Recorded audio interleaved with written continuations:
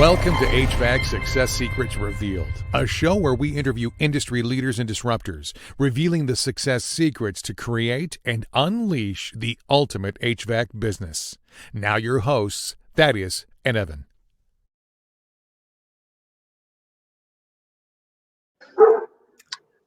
Hey, welcome back for another HVAC Success Secrets Revealed Whiskey Wednesday edition.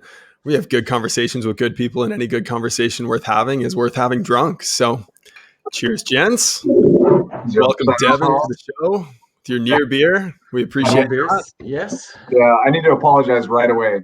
It was perfectly silent, that whole first conversation we had. Now I have a dog barking in the background. So I heard that like right as we came on. That was perfect. I'm like, dude, come on. My dog isn't in the office right now, so we're good. She's a 70-pound black lab. So nice. What type of dog do you have? So that's actually my neighbor's dog. I have two dogs, but that's my neighbor's dog who I can't do anything about. Otherwise, I would have that taken care of. You know what I mean? Yeah, that's fair. Yeah. Got to get your shit in order. Awesome. Well, today on the show, you already heard from him. That's Devin Harrison from DS Heating and Air. Devin is a comfort consultant down there in Southern California, crushing it with his first year in sales, doing over $2.5 million. Welcome to the show, Devin. Thanks, man. It's good to have you on. So I'm really curious, and I have heard this story already, but I really want you to share it again. How did you get into HVAC? How did you find it? And where were you at that point when you found HVAC? Because this story is incredible. So I'm gonna back up a little bit too, because I was just talking to my owner about this. We were driving in the car the other day, and when I was fresh out of high school, somebody came to me and said, "Hey, man, like HVAC, let's do it, whatever." You know what I mean? And I said to him, "I will never in my life work in heating and air."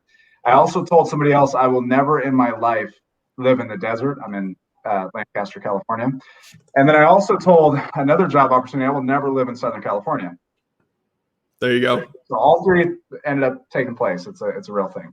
So anytime that you say never will I ever, you know that eventually it will happen. I'm never going to be a billionaire in the next 10 years. So there it is. All right. Sweet.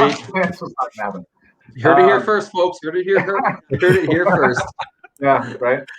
So I got into HVAC because about 3 years ago, almost 3 years ago on the dot, I became homeless. Lost my home. So I was working very hard. I had kind of like a business I was doing. My wife was working. We were doing a lot of stuff, but we could just never get ahead. Just couldn't get ahead. And so we ended up getting into a position where our well went bad.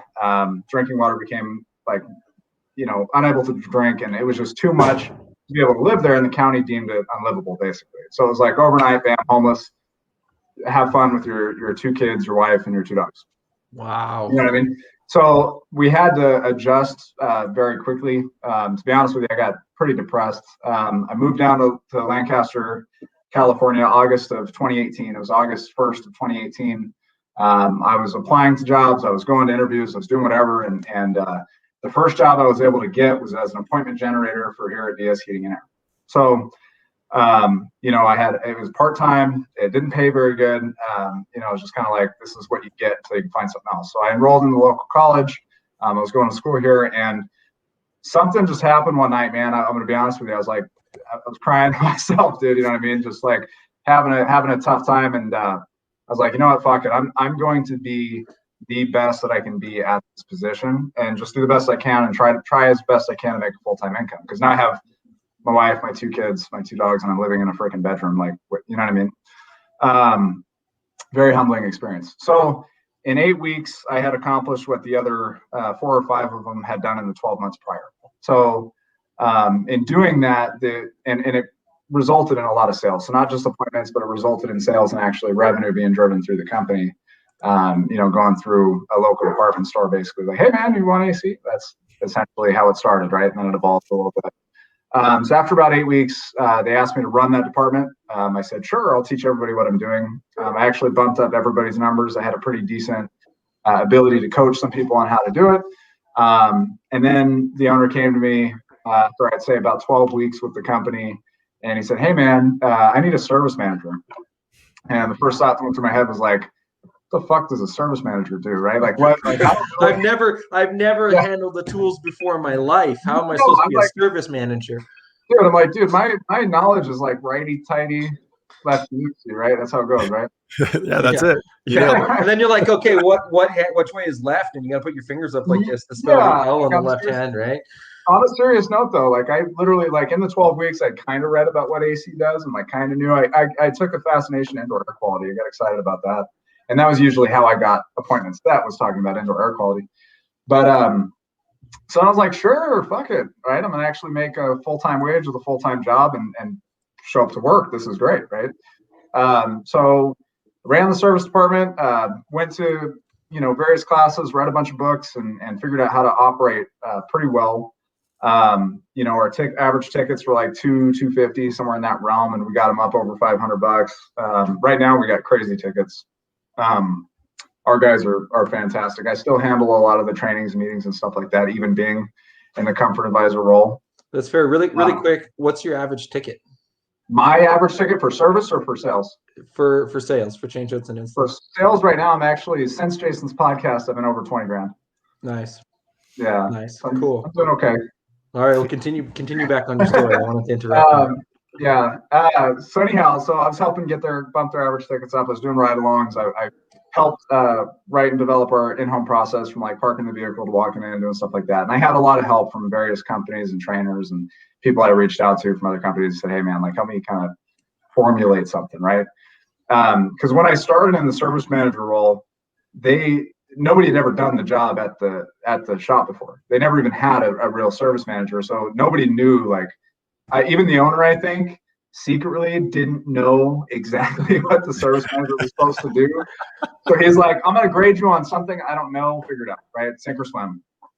Luckily, I was able to swim, keep my head, right about here, and we got through the year. We were successful. So fast forward towards the end of 2019, we had our sales guy at the time, or our comfort advisor, right, he was going to leave and get another job, and then abruptly he stopped because he got into a car accident, like a head-on collision. And so the owner was like, dude, I need somebody to fill in while we find another sales guy. And for me, I was extremely apprehensive to get into sales. I was just like, that's not for me. I'm not a sales guy. I don't sell. That's not who I am, right? My first day, I went out and I sold 2 systems on 2 appointments. I did a $17,000 ticket and a $15,000 ticket first day. Obviously, that caught a little bit of attention. So I filled I filled in a little bit, but I was still extremely reluctant. I was like, look, somebody needs to run the service department. We need a service manager, plain and simple. So we hired on another sales guy. He ran it through.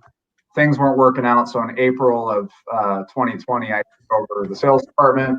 I had 8 months full time, and I did about 2.5, a little over 2.5 million in those 8 months.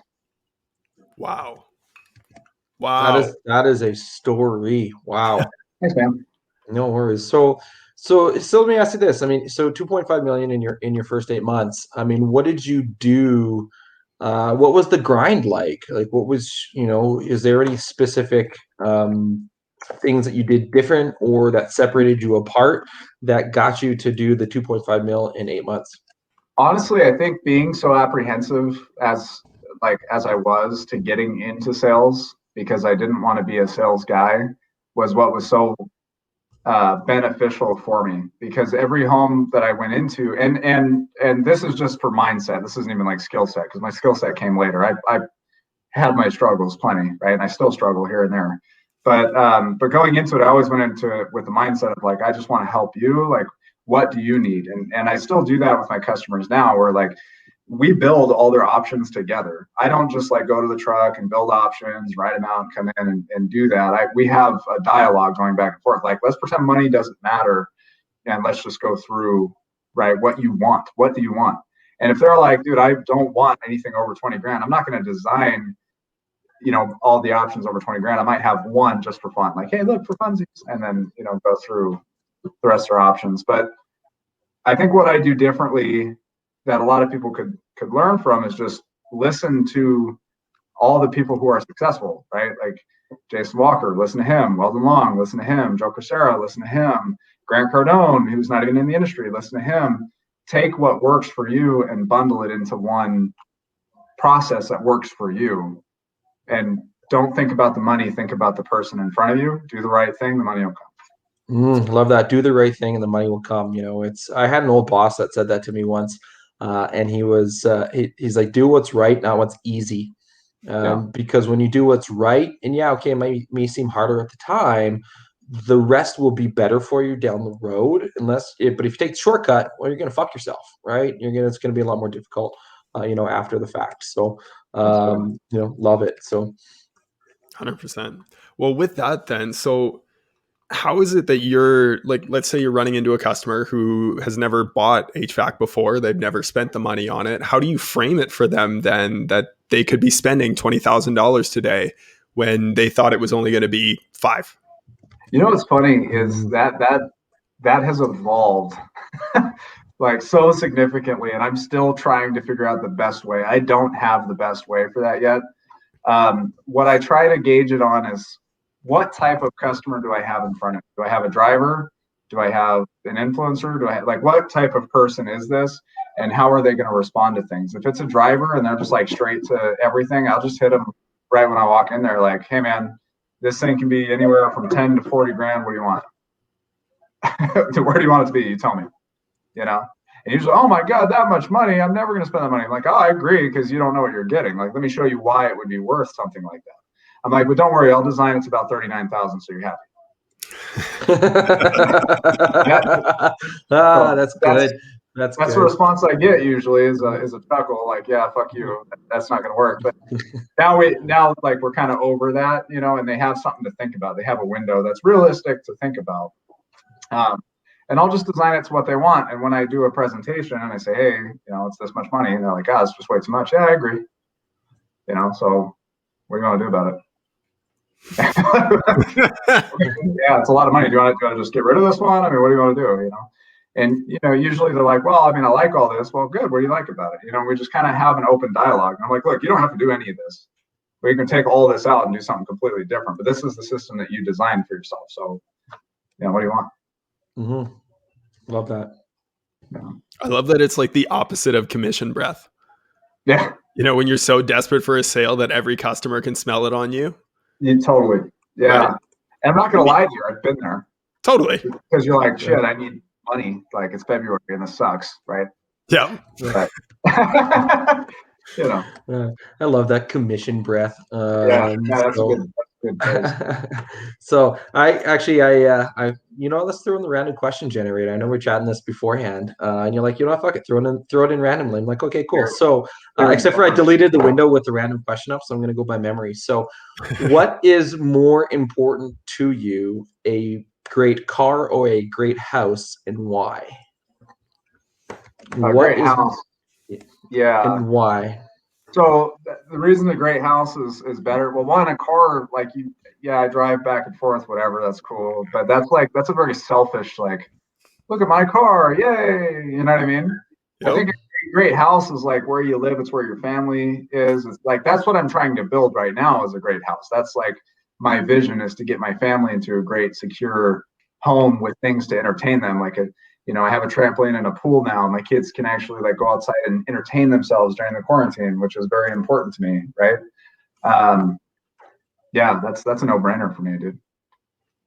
Oh, it makes sense, especially where you came from to where you're at now. Yeah. Well, What's funny is like I pulled the random question, before when we're getting ready, 45 minutes ago. I'm like, I'll pull it, and I'll get it up and get everything ready, before the show. And then, Evan's like, yeah, check out this story.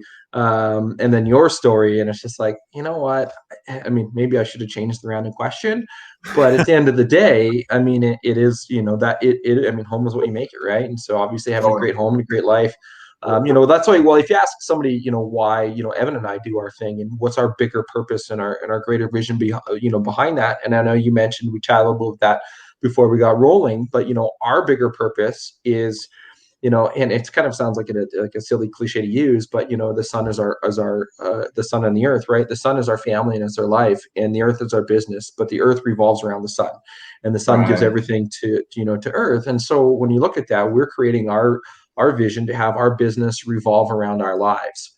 not the other way around, where a lot of people get that wrong. And that's Right. what pushes us forward in our bigger purpose, but also to be able to build and do that for our clients. That's what gets me up and going, in the morning, is to get out of bed and get rock and rolling, is I know that I can do that for clients. But when it comes to, creating a bigger purpose and a vision in your life, what because you've obviously created a pretty big one for yourself. So this is a two-stage question. What's your bigger purpose and your bigger vision in life? And how do you go about creating that? Right.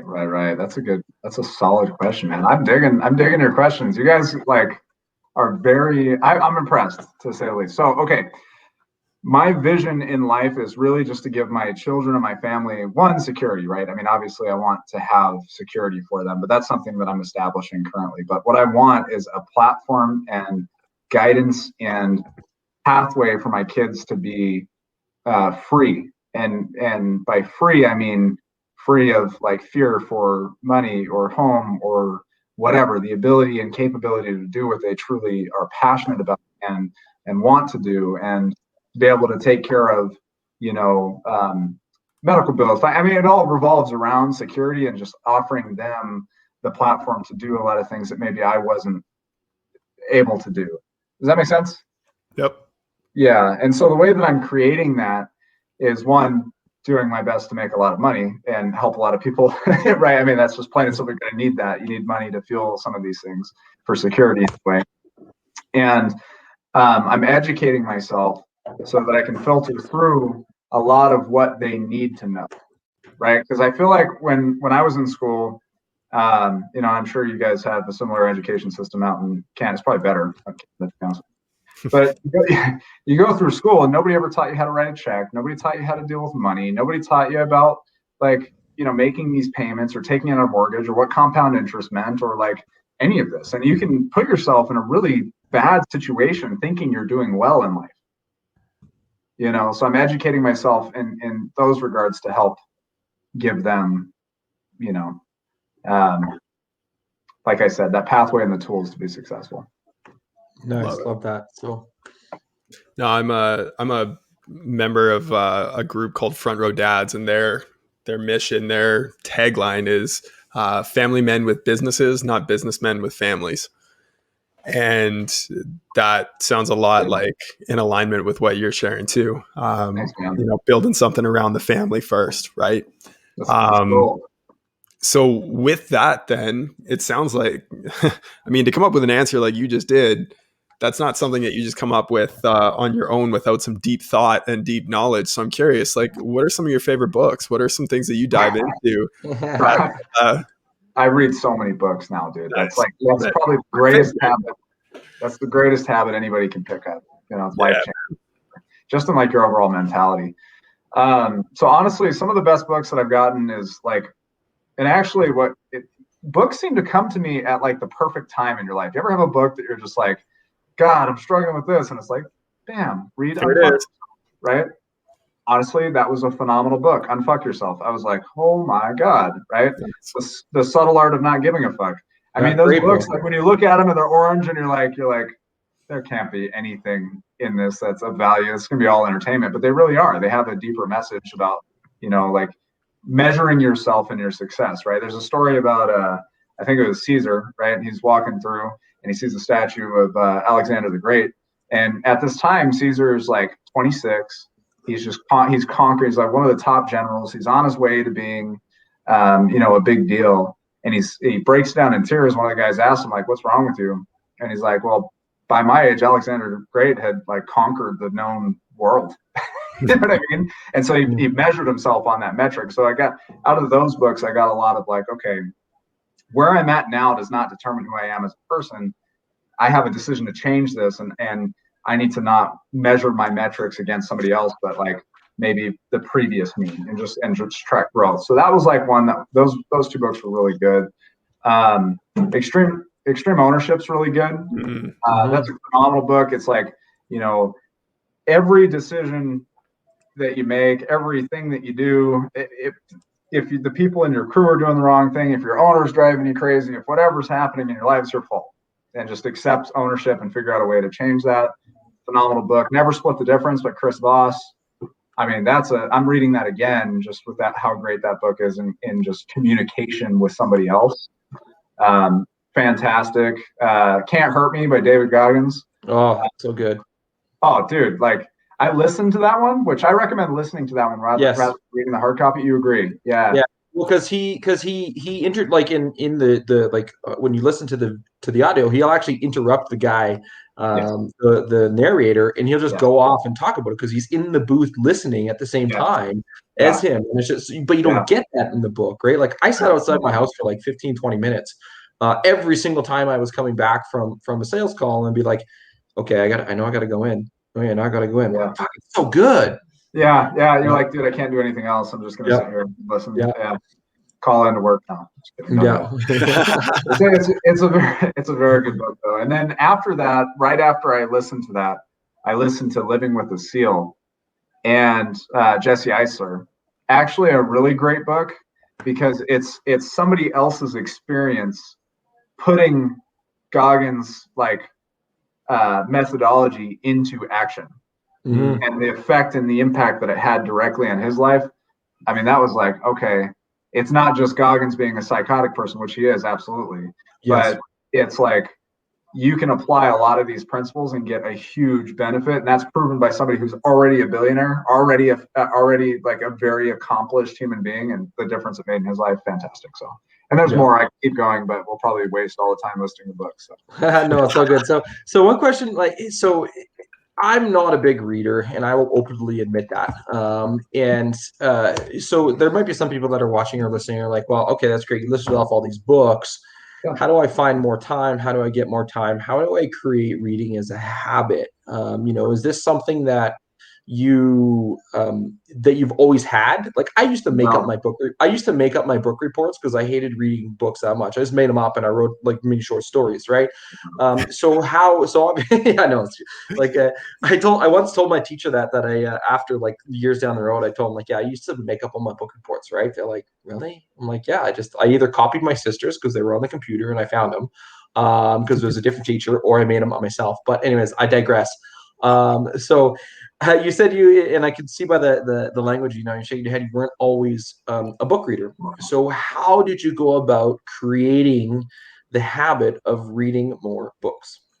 So that's a really good question. So to give you a little background too, I graduated high school with a 1.7 GPA, and I negotiated for some of those grades.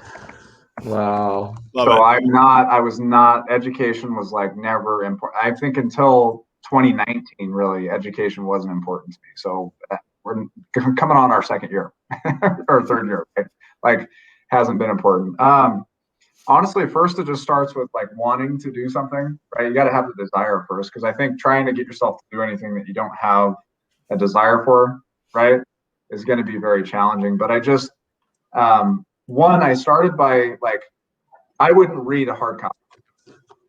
I just wouldn't.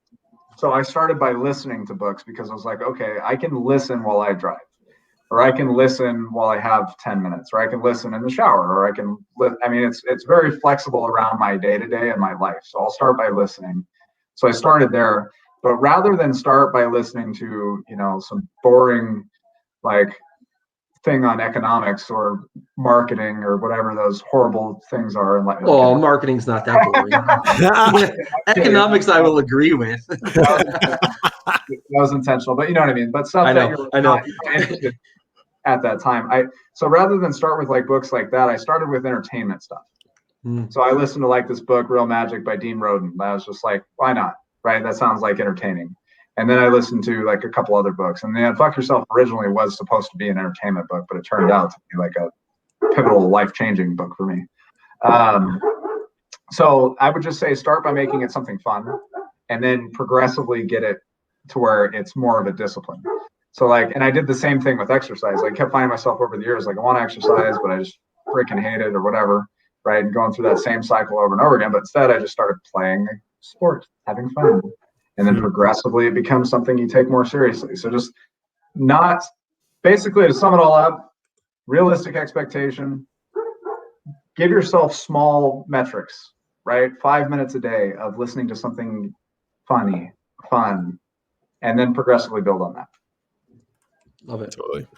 Well, and it's funny because the same principle of that applies to sales, Yeah. right? It's this small little metric, like breaking your goal down, like what's your goal for this year? What's your sales goal? So my goal for this year is over 4 million. 4 million. All right. Yeah. And I broke it down, like you said, by close rate, by average ticket, by whatever. Yep. And you break that down into leads, and then you break that down by month, and totally, dude, brilliant. Right. And you break it down to the smallest domino, right? Yeah. And then one of my favorite books is The One Thing, right? Where they talk about a 2-inch domino, and a 2-inch domino can knock down a domino that is 50% larger than it, right? So 2 inches to 3 Right. to 4.5, right? So on and so forth. Right. And that 2-inch domino that just takes a flick eventually gets to the Eiffel Tower, which eventually gets to the moon. And that's where your $4 million goal is, right? It's at the end of that. So what is the thing that you need to do daily such that by doing it makes everything else easier and necessary? Exactly. Right. And breaking it down to the one thing that you can control, Right. which might be getting on the phone. It might be following up with customers. It might be, practicing for your next customer.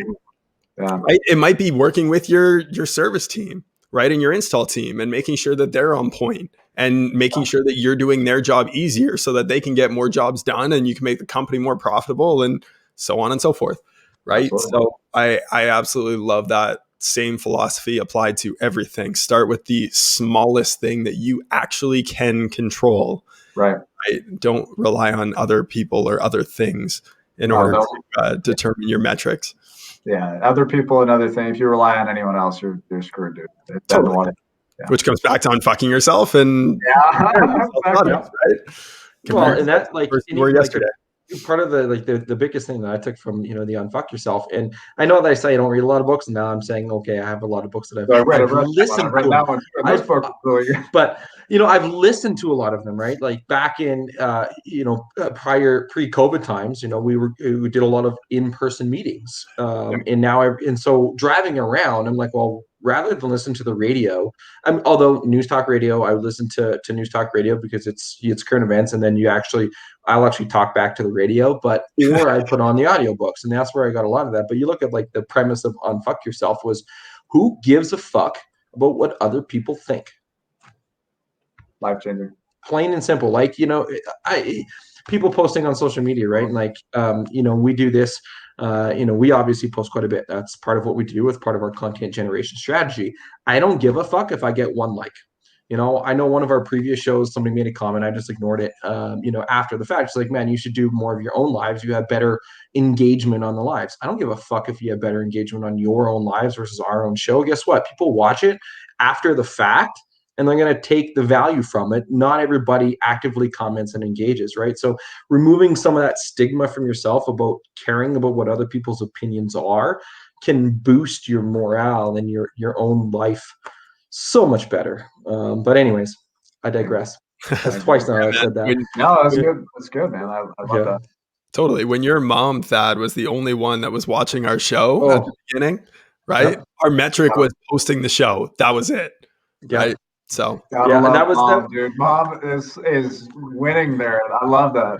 I know, and she's watching right now. She actually thought that it was my dog barking in the background. So, but I love you, Mom. I know that we kind of rip on that a little bit, but like really, when we first started, that's what it was. It was really literally one person. I remember saying that, like, oh, we got one view today, of the entire video. And like now I go back and I look at the views, and there's hundreds of views just on the one place that we post it, right? And so I love that, Evan. See, there she is. So I'll throw that up there just because I love my mom. So there you go, right? So but that's the other cool part about this, is that you can actually throw some of this stuff up there. But now I look back at the metrics, and just on like my profile that gets posted on, hundreds of views, let alone Evan's or the other places that we put it, right? And so it's just it's this evolution of things, and it's people sometimes get scared and mirrored in the trap, and even like sales too. Like I've been in sales for a long time, but I can sympathize with the people that are brand new, is that they get stuck in the analysis paralysis of things, and like, well, what if they don't buy? Anyways. So let me ask you that, because that brings a question to my mind. How do you overcome that being stuck in analysis paralysis and the fear of rejection? Is there anything that you do to help yourself overcome that? Right. So I've been fortunate enough to not get stuck in the analysis portion. My brother-in-law, he and I have both been working on this together because he's starting his own company. He's been rolling on it for like months and months and months. He's getting ready to get out there and tell everybody about it. And he was showing me everything he's got and all the scripts he wrote and all this shit. And I went through it and I was like, none of that is going to work. I said, here, throw all that away, get on the phone, call somebody, say, this is what I'm thinking about doing. I need your help. I was like, see how many people you book. And he has a 75% booking rate calling him that way. Oh, there you go. Don't think about it. Just do it. And refine the process as you go. So that's like the most recent thing that happened. When I first started, I just honestly took a deep breath. And like I said, that first day, when I had those 2 estimates I had to run, I found out that day. There was no preparation. I'd never run a sales call before. I had zero process at all.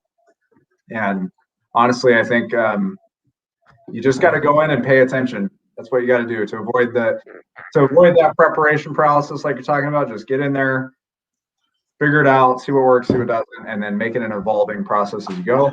And as far as the fear of rejection, I did have that. That's a big thing that I did have, especially in the beginning too, because it was like, you're on a fixed salary and you don't have that much money. And it's like, oh, this is like an opportunity for me to make money. Oh my God, my family, we can actually get out of here. Yay, right? And then I can't get no, right? And then obviously to go from the first day and set that unrealistic idea of what it was going to be. I mean, they were total laydowns. There was no skill involved in those first two. It was like, I got there, said, hey man, it's going to be 17 grand. They're like, hey, let's get it, right? So don't think my first day is a reflection at all. Yeah, here's the pen. Sign on the dotted line. Just shaking, right? Yeah. 100%. And then I get a call afterward too. Like the first system was 17 grand. I get a call right after that. So Devin, that should have been like 23 grand. Like, oh yeah. Yeah, you should have added this, and that. No wonder they were so excited. Right. Mm-hmm. So, but to get over that fear of rejection, man, I just have to wake up every day and tell myself, like, did I do the right thing by the customer? Did I go through everything? Was I thorough? Did I check their ductwork? Did I look at, static? Did I look at the insides of their furnace? Did I look at, code upgrades? Did I explain all of these things to them? Did I ask them about their utility bills, allergies, whatever? I mean, just like basically a checklist of did I do everything, or like where did I go wrong? And taking and accepting the fact that I'm not perfect. I am going to make mistakes, and just it is what it is. Love it. Yeah. And what I find too, what I find too is that when you're scared and you're like so focused on the end result, you're gonna lose. Like you have to almost go in there just like excited and happy to see a human being in front of you. Like that's, you know what I mean? And even if you don't get the sale, like leave with a friend out of it, like that's kind of, anyway, go ahead. That's funny. That's funny that you mentioned the leave with a friend out of it, because I heard that, in I think it was part of my Cutco training, was, go into the appointment to try to make a friend. If you go into any sales call to try to make a friend, well, now you've left on a different level than somebody who just tried to sell them shit. Yeah. So and it's a big thing. Yeah. And there's a huge difference between go artificially make a friend and go like really make a real relationship. And that real relationship, like you're talking about, that's something that you can't, you know what I mean? You can't replace that with anything else. You know what I mean? You might be 4,000 or 5,000 more, 6,000 more, 10,000 more. And it's like, but I really like the guy, honey. Yeah. If it's genuine and it's a good relationship, that you might just score based on that, even if you messed up the other portion of it, just because you're genuinely a good person to them, So. Yep. So love it. Well, and I mean, there's a fine line between being the guy that they love and the guy that they want to have back and the guy that they want to just sit down and have dinner with and hang out with. Right. And also the person who knows what the hell they're talking about and knows that they have their best interest at heart and knows what they're doing. Right. And this came up last week as well, right? But that idea that, because I've been in sales for 12, 13 years now. And I've gotten so many calls over the years. Like, I really like you, but I'm deciding to go with someone else. Right. So so how do you come across both and both sides of it, right? How do you make a friend and then still come off as sharp as a tack? You know what you're talking about, and deliver extreme value to them so that they do decide to go with you. That's a great question. So one of the things I've been doing, this is evolved. This is much more recent. What I started doing with all of my clients when I sit down at the table is I start by asking them, like, what do you know about how this stuff works? Mm-hmm. I don't. Do you care to know? Not really. Okay. So I'm still gonna show you a little bit, but the reason I'm gonna show you is because for you to be protected and make a good decision, you need to know what goes into this, right? So I basically educate with a concern behind it. And it really, honestly, it came to me as these people really need to know what they're getting. Yeah. Because I had, I think this was last year sometime. I remember this one very specifically, but I went to a customer's house and they had gotten quoted $7,500 from the competitor before me. They loved the guy. He was nice, but he just, he wasn't very thorough. So I went through and I found holes in their ductwork, like way in the back of their attic, right? And so, holes in their duct. And I went and showed them that. And then I opened up their furnace. I said, you have a cracked heat exchanger. And if I allow this thing to run, you're going to die. You know what I mean? Like, they're doing your condenser coil, but you're going to die. Right. So you have to like physically show and make it tangible and just be extremely thorough. You know what I mean? The other thing is study, read, study some more, read. I know you don't like doing it, but just fucking do it. Yeah. Just like it, it sucks, but just like, again, 5 minutes a day, right? Over every single day, that comes out to 35 minutes a week. And if you do that over the course of a year, you can get a bachelor's degree just by driving back and forth and listening to stuff. Mm-hmm. At least a bachelor's degree worth of information. So. Although my bachelor's degree, it didn't really learn me much. Actually, so I digress. I have a business degree, and okay, there's certain places for degrees. Don't get me wrong. STEM, like science, technology, education, math. Yeah, sure, 100% get it. Business degrees, wasted your time, wasted your money. Go take a weekend course on accounting, so you know how to read a financial statement. And then go figure your shit out after that. Like, pretty much everything I know in business has all came from experience, not from the textbooks. The accounting side of things, okay, that makes sense. But anyways, that's kind of a squirrel moment there on business degrees themselves. Yeah. But there's other degrees. Don't get me wrong. I'm not trying to take that away. That are super important. Yeah, you know what? My doctor, they better have an education. No. Yeah, but to your point. Why did my doctor take 40 units of history or whatever, 15 units of history and 15 units of art and 15 units of whatever to get to that medical degree, right? You want it to be like, I don't give a shit if they know all that stuff. Yeah. And only 3 units of nutrition. Yeah, only 3 units of nutrition. Yeah, 24 hours of nutrition. Hey, Devin, you should probably eat like this. How the fuck do you? Anyway, I'm right there with you, dude. I'm right there with you. You should stop smoking. Let me go for a smoke break. Yeah, there's that too. A lot of doctors do that. Absolutely. Yeah. Very hypocritical, but we need them. So, yay. Yeah. No, but I liked what you said. So let me rephrase that then. Get a bachelor's degree of concentrated information geared towards what you're trying to learn and will benefit your life. 100%. By driving around for a few years. 100%. Love the rephrase. I wasn't trying to take anything away from the comment there, but definitely love the rephrase. Well, you did, so fuck you. No, I'm just kidding. Yeah. You gave me the okay to cuss on here, so I'm just. Hey, that's okay. This is probably one of, actually, it's funny. When we first started this show, and we first started doing our lives and stuff, I was a sailor, man. I could swear in my previous position, but I really couldn't swear in the previous job that I was in. And so one-on-one, cool. But anything out there was no, be prim and proper, don't swear.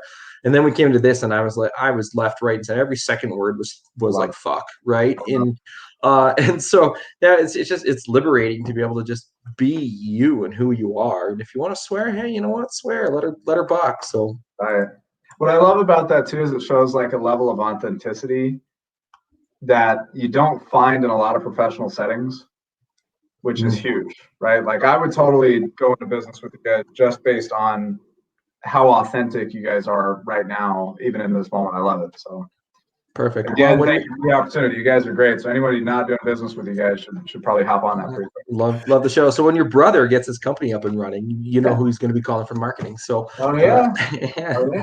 Love it. So so as we start to wrap things up, and by no means are we coming to an immediate close, we'd have a couple more questions. First off, though, where can people find out a little bit more info about you? Obviously, the one is the website, so who you work for. So if you are a customer and you happen to be watching this, dsheatandair.com is how they can find you. So dsheatandair.com. I always repeat that just because, you might be watching it right now, but we are ready and rocking and rolling fairly shortly to launch it on wherever you get your podcasts as well. So that's pretty exciting for us. You had mentioned earlier that if somebody wants to ask you any specific questions, they can shoot you an email. Is that correct? Yeah, please. Perfect. So the email that we have, JS2, that is the number 2. So JS number 2, D Harris with 2 R's at gmail.com. JS2dharris at gmail.com. We'll obviously put these in the show notes as well. So is there any other places where people might be able to or want to know a little bit more information about you? Sure. You can actually just hit me on social media too. I mean, the only thing I have is Facebook. I made that, actually, it's funny. I made that December 18th because I knew I was going to be on the podcast December 19th. So I was like, I should probably have a Facebook for stuff like this. So hit me on Facebook.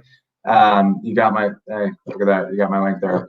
Nice. So your Facebook is like brand new. So Facebook.com/Devin, DEVON with 2 R's .75641. Does that mean there's 75,641 Devin Harrisons? I'm going to be honest with you. I don't know. Okay. So I'm probably number 7. How many sales he's going to make this year? Yeah. How many sales you're going to make this year? So, so you're brand new to Facebook. Yeah. I mean, I had one when I was like a kid, and then what I found out right around 18, 19 was like, I felt like it was just a drama cesspool at that age, and I was wasting like my life and time. And I was like, you know what, I'm just going to get rid of this. And then I felt that way for years and years and years. And then, getting on this podcast and then hearing about like the resources that are out and available now, like from you guys, I would have never known about you guys. I would have never known about some of the other, big guys in the industry without Facebook. And so connecting on those groups has made, a big difference in my overall success, I would say. Nice. Totally. Yeah. I mean, obviously we're partial to Facebook, but I resisted it for the first couple of years when it first came out, and I think was it 2007? Something I like think that. I joined. Yeah, and like when it became like a little bit more mainstream, and then 2009 is when I got my profile. So, off the wall question here for you. Hit me. What is one question you wished people would ask you more, but don't? So what is one question you wish people would ask you more, but don't? I love that question, by the way. That's a great question, because what the fact that it's so non-specific makes me like flash to like different situations, right? Like there are questions that I wish I would never get asked, and then there's obviously the questions that I do wish I would get asked. Like, so what? Well, before you get to I guess if my wife was more often like, "Are you in the mood?" That would be cool, but that's only coming from my wife, not from everybody, huh? So, so what we should do is you should tag her at the 43-minute and 43-second mark and say, "Hey, Devin's wife, this is a question he wished he got asked more." Yeah. Come on, Tiffany, let's go. He loves it. I love my wife. I really love my wife. I do. So she gotta deal with. I gotta backpedal here, because honestly, like, I'm gonna throw this plug in for her, and hopefully what I said earlier is gonna happen later. But she, without her, like, she packs my food for me. She takes care of my laundry for me. Like, she really makes sure that I'm prepared to go into a successful day. And if I'm having a rough day, she's like, mindset check, dude. Like, you control what's going to happen. Like, my wife's a brilliant, beautiful, awesome woman. So hopefully this works out for me later on. Yeah. I'm kidding. That's not my intention. HVAC success secrets revealed. Getting the show participants laid since 2020. Yeah. I guess what I wish for my customers I would get. Okay, so on a more serious note is Where do I sign? That would be a phenomenal. Like if I could just get that dialed in. I'm not that good yet, so. Love it. Well, it's usually like I think like 1 out of every 10 sales that I've ever made in like the last 7 years has been okay. I'm in, and you haven't even had to ask for the order. I'm like, God, I And wish then that was you get declined 90%. credit. Yeah, yeah, I'm kidding. yeah, Yeah, no, I know what you're saying though. It's not very, yeah. very common. There goes the So dog. That one's mine. let's take this over here then.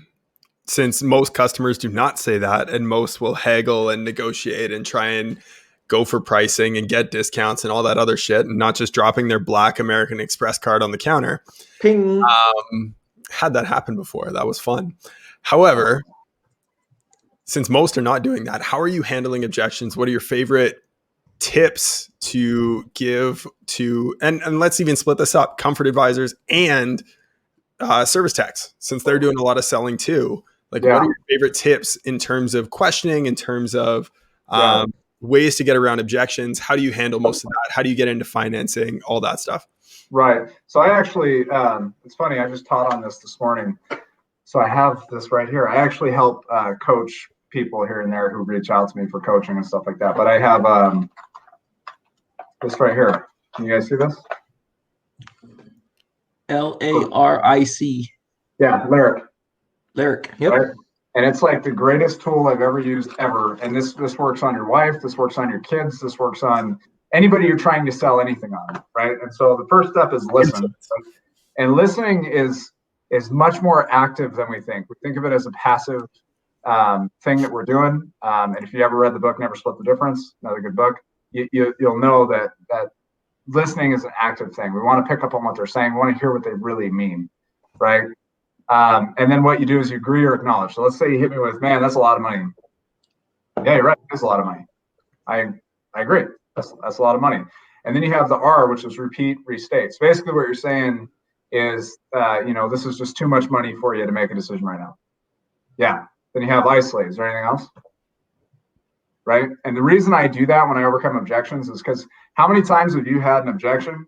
You overcame that objection. You're like, fuck yeah, dude. And they're like, yeah, I got to talk to my wife. You're like, all right. Back to let's start again. Right. Or whatever it may be.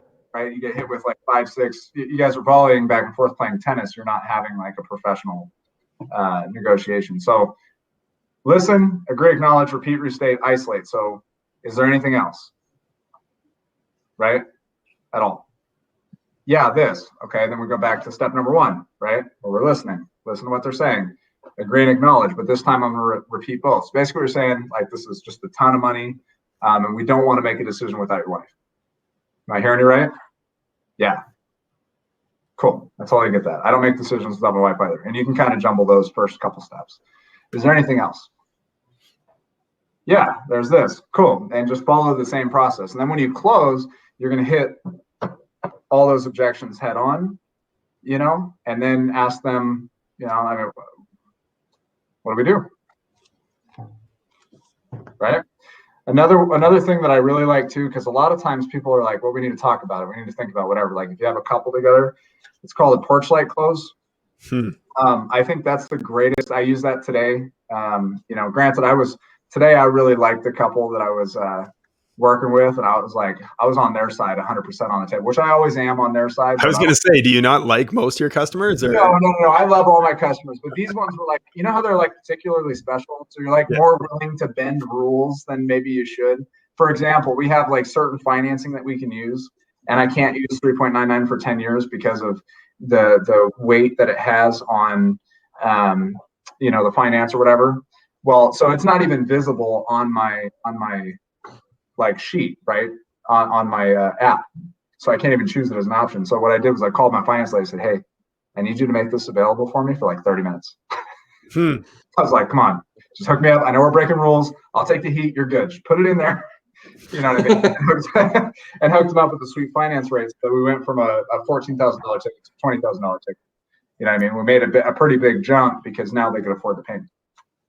So who did you use for that financing? Just so that everyone can increase their average ticket by $6,000. Yeah, it was pretty awesome, and they're a great support. So I actually partner with Gainer Partners. And I think, I don't know if I gave, there you go, GainerPartners. Yeah, So you can hit them, or you can hit me direct if you want special rates. But I partner with them. And the cool part is I get the lowest dealer fees like across the board. And like I said, sitting with the customer, I was able to get a representative on the line. That's my account manager. Like, how often can you get a hold of your account manager? Never. Right? So I get a hold of her, have her on a first name basis, say, hey, I need help. You know what I mean? And this is what I need. And they'll hit me too. Or if I'm like, hey, I got declined, what happened? Oh no, that was a mistake in the system here, blah, blah, blah, blah, blah. Here you go, you're approved. Pretty awesome. Great support. So I work with, like I said, Gainer Partners, just to repeat that again, so anybody can look it up, or you can message me directly and we can talk about it. The other cool part is, how often do you have, like, I'm sure you guys have dealt with companies that are like, yeah, my technicians, my salespeople, they just won't buy into new financing because it's complicated, whatever. Well, not only will they do direct trainings individual with each one of your people and continue to train on it as often as they need until they're comfortable, they have a proposal tool, so you can actually run all of your proposals through their software. They're going to be attaching a price book to that as well, so you'll save money on the end of the price book. So I mean, they're like an all-in-one deal.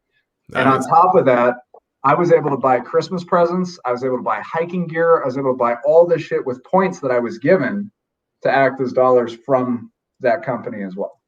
Nice. I love points. So I like, yeah, dude, I love points so much. I mean, like, I got some cool shit this year just from points. And every time I get one too, rather than save up for the expensive stuff, I'm like, ooh, I want that. And I'm like, fuck. I have a really good travel rewards card. Actually, it's not really good anymore because they changed a lot of they finally canceled me off their plan. They changed their plans like 2.5 years ago, and I was grandfathered in for the longest of times. They finally changed it not too long ago and got rid of their sweet perks and their bonuses. And so I'm like, okay, well, I called them up. I'm like, well, I'm going to leave if you don't give that to me. And like, we're doing some pretty big numbers on the card, because of all of the business expenses. And so they're like, okay, well, we'll still give you that deal for 1 more year. I'm like, okay, thanks. And then I'll probably call them again. But I can't use any of the travel because we're so restricted in Canada with what we can and can't do for our travel. So no. I'm going to cash you out. You out. Read the book, Never Split the Difference, and then call whoever's in charge and just take them for everything they got, man. Yeah. So, although I do like the travel stuff, it upgraded all of our seats when we went to Greece and Croatia last 2 years ago. So I can't complain. Let me ask you a question. What do I have to do to get flown out to Canada to check your guys' stuff out? Like, what do you mean? I want to come visit, man. So you got all these cool points. So you're going to get that. You get 2 weeks of quarantine and then a week with us. So that I can telecommute, dude. It's all good. Yeah. 2 weeks in a hotel room where you can't leave. Cool. No, it's actually, sorry. It's you fly in and it's 3 days in a hotel and it's going to cost you $2,000. Cool. Because that's covered $2,000 because you're getting points on your credit card. Yeah, something like that. But it costs, like, legitimate. So these are our rules right now, is that if anybody coming in from anywhere international has to come in, there's only like a handful of approved airports that you can fly into. You have to mandatory quarantine for 3 days in their approved hotel for an estimated cost of $2,000. There's testing involved and stuff with that as well. Which they don't tell you what hotel. They don't tell you the hotel. I know which one it is in Calgary, and it's just a regular old hotel. And so, but then you do that, and then even if you're a resident, and then you still have to quarantine for your 14 days, at your place. So it's just no travel till at least April 30th is when they revise that. But we would come down to you because fuck staying in Canada in the wintertime. We want to go down to California where it's warm. I literally shoveled 10 to 15 centimeters Celsius. It's minus 30 here on Friday. Celsius. It's so funny that you guys are saying that because I've been to Canada and I went to like Victoria and it was I don't know, we were getting off a cruise ship, right? It was one of the ports, like you said. And so we're getting off the cruise ship and I'm in a freaking jacket because it's like April or something. I don't know. It's freaking cold. And there are people like in bathing suits, like splashing in the water. I'm like, these people are out of their freaking mind. Canadians, man. Really? That was all the Albertans where we are. Yeah. Right, north of Montana, that moved to Victoria, got out of the minus 30 and got into the like +8, so like 40 degrees, and they're like, "This is amazing, dude." And so now they're happy. That's it right there. That's it. That's amazing. Good old Canada. I love the meanwhile in Canada gifs or pictures or whatever. Like it's I think I just sent one. It was like you shoveled out the swing, and it was literally like shoveled down 6 feet, and this kid's just swinging in this like giant snowbank. But anyways, it was kind of funny. I think that was actually one of the groups we're in. So anyways, man, I really want to thank you for taking the time out of your day to jump on our show. Sure. Obviously some great conversations, great tips. I wrote down a lot of different little He froze. Little. Oh no! Did he freeze? He did. No, I'm back. So There he is. my computer is a piece of shit right now. So it's been like that all day. I'm actually hardwired in. I run a cable through my house to my computer just for this show. But need to upgrade the computer. But anyways, as I was saying, thank you so much for being on the show. Obviously a lot of great nuggets, a lot of great wisdom coming out from you. I would love to have you on in a future episode, from that. And of course, anybody that is watching, well, it's going to be in the video. So I will just play that here as soon as I find where I need to go. There we go. Got to scroll over on the side. Lots of things on the side. But anyways, thank you so much for being on the show. Cheers, Devin. Can't wait cheers. to celebrate 4 million at the end of 2021. Yeah, We'll talk again here shortly too. So all right. Cheers. Cheers, guys. Hey, thanks for watching another episode of HVAC Success Secrets Revealed. Before you go, join our Facebook group, facebook.com/groups/HVAC Revealed. That URL one more time, facebook.com/groups/HVAC Revealed. The other thing, if you took one little golden nugget of information from this show, no matter how big, no matter how small, what we ask is you introduce this show to one person in your contacts list. That's it. That's all we ask. Introduce it to one person in your contacts list so they too can unleash the ultimate HVAC business. Until next time, cheers.